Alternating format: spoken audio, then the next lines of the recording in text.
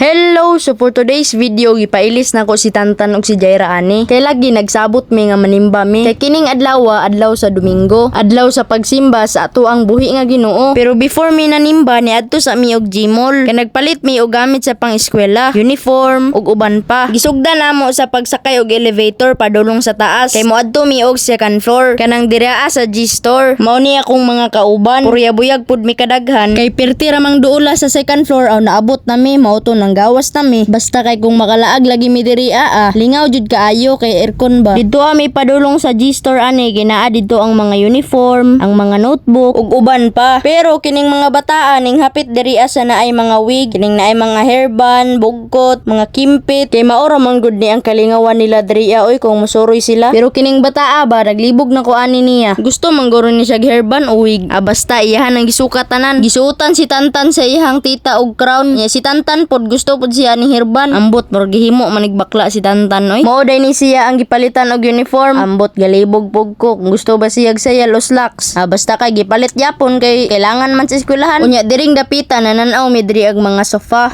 Pero igo ra gud sa tan-aw oy. Naana pod ning isa nagbakpak na pod aning melody. Abi man akog Superman niyang gusto nga bag. Kini man dayong pinky. Pag huma nagpahuway sa mi kadali unya nangadto na mi og simbahan. Pero si Tantan feel na ko gikapoy na siya. Pero iyang ate alive pa kaayo. Pati si Intit. Pero may gani wala natulog si Tantan. Murag naminaw raman guro sila sa pare. Unya diri hapit na mahuman. Gamay lang akong na video kay wala kaayo mi nag cellphone kay naminaw mi og tarong. Unta kamo pod kung manimba mo. Finally nahuman na jud among pagsimba after 1 hour and 30 minutes. Basta kay kung makasimba lagi tano kay feel na to ba nga na-bless ta sa Ginoo. Ingana gyud na basta nagdungog ta og pulong sa Ginoo. Si Jaira og Tantan og si Princess nag-bless sa pare ka mga buutan jud ani nila oy. Unya ning hika pod sila ka Mama Mary. Unya nanguros dayon inana sila ka buutan. Unya ako nangayo kog pasalamat sa Ginoo nga unta i-protect mi niya og i-bless. Ug sa among pag-vlog unta kami ma-success. Ug sa tabang ninyo salamat kayo sa inyong pagtanaw ug pag-follow. Pati na ang pag-share ninyo. Salamat kayo sa inyo ha. After namo magsimba, ningaon mi diri sa barbecuehan.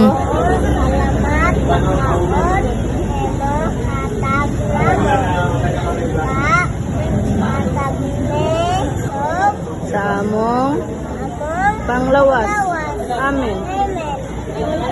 Kini si Tantan na adapt jud niya ang pagampo sa iyang mga ate. Kay basta always jud iampo, makakaton jud ang bata. Mao nang before ta mangaon mga bata, magpray sa jud ta ha. Gisa-isahan day namo sila og hotdog para sa mga bata ra, kay para makakaon nami. Kay kining orasa gutom na jud kaayo. Kay ang among pagsimba alas 6. Unya nahuman og 7:30. Kay 1 hour and 30 minutes manggod ang pagsimba namo. Daghan kaayong salamat sa inyong pagtan-aw. Unta inyo haming ma-share ug ma-follow. Love pod mo ni Jaira ug ni Tantan, ni Intit ug ni Harvey, pati ni Tita Yumi. Thank you all!